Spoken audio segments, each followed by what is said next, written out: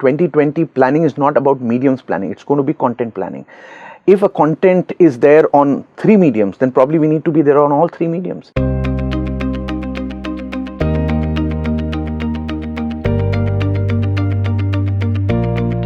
You were recognized as one of the greatest marketing influencers of 2018 by the World Federation of Marketing. How did it feel like? Just run us through the entire incredible journey. Well, it was an incredible feeling, I would say, being recognized as an influencer, a marketing influencer, an area on which you've been working for a very long time. And I thank the social media for it, because that's how today one is able to connect with the consumers and the decision makers at large. And I use it in a big way, especially the Twitter domain. So I think that is how I was able to put my thoughts across to the marketing fraternity, and I really felt nice when I got this recognition from them. Integrated marketing is now a buzzword probably and slightly overwhelming for marketers. So how can one get it right, and what are the right focus areas for that? Integrated marketing for me is slightly more than what integrated marketing means for others, because as I was talking just now in my session, today we are getting together in such a manner that the creative and the media also need to be together.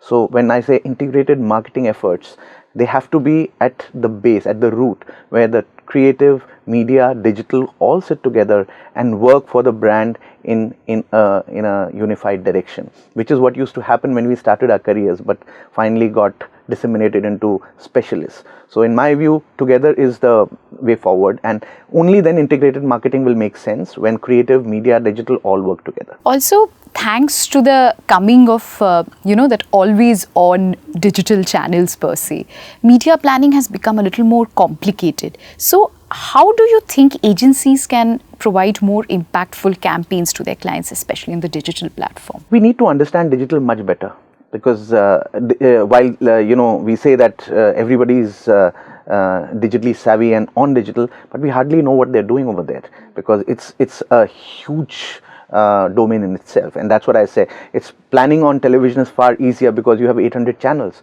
Planning on digital is far difficult because you have unlimited number of domains where you can touch them, and which is why I think it's important to talk to the consumer, get a much better understanding of what that digital domain is, which is meaningful for that consumer, where the consumer is going for information, and then talk to him in that domain in the right context. That information is very important. By just saying that you should do search, you should do social, you should do programmatic is not going to solve the purpose. You need to understand where the consumer is, because digital, as I said, is far more complicated than a television or a print environment, where the opportunities or the touch points are significantly larger.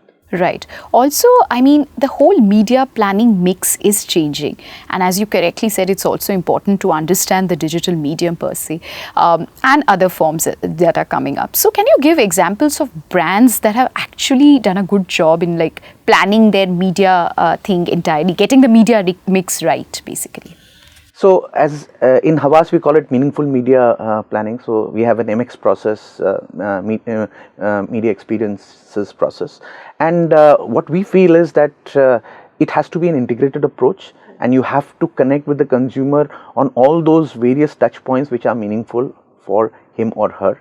And a lot of my clients I could talk about. One is Swiggy, where right from the time when they used to do no offline media, they were only performance driven, to a time when they started taking big formats like cricket. The entire journey has been very, very targeted, at the same time reach oriented and also meaningful.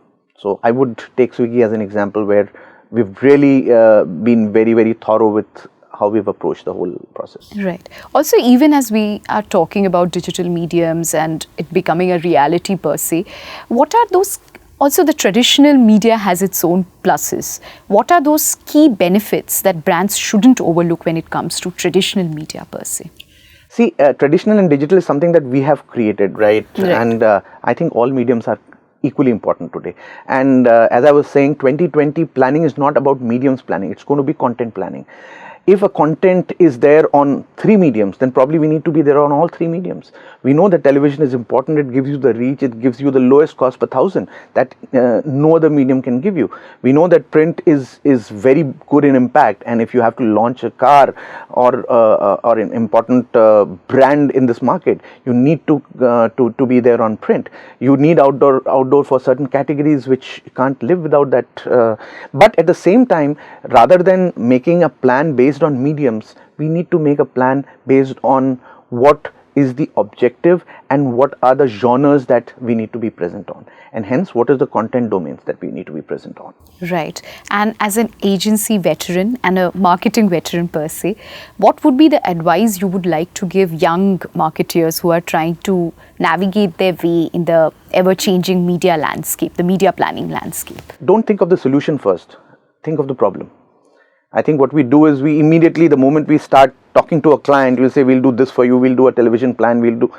First, understand the problem that the client or the brand is facing, and then see how you can make a meaningful difference in the communication and try to create a lot of relevance for that brand through your communication.